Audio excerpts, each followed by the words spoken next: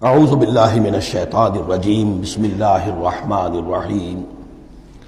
سورۃ القارعہ، یہ وہ انداز ہے الحاقہ ملحاقہ والا۔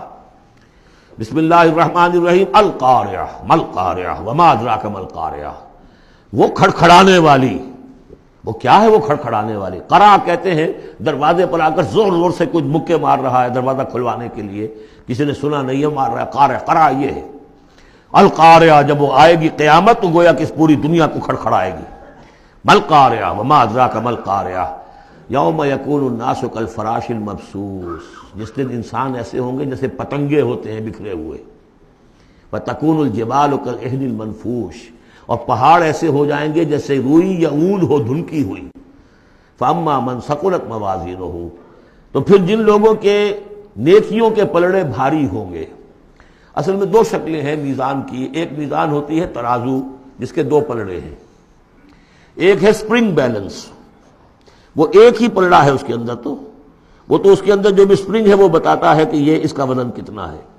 تو دو رائے ہیں، ایک تو یہ ہے کہ موازین سے مراد یہ کہ صرف نیکی کا وزن کیا جائے گا اور دیکھا جائے گا وہ ریکویزٹ لیول تک ہے یا نہیں، تو اس کی جو موزون ہے نیکیوں کے موازین وہ اگر بھاری ہے ایک معیار ہوگا، اور معیار بھی ہوگا ہر شخص کا انڈیویجول، لا نکلف اللہ نفسا الا وسعہا۔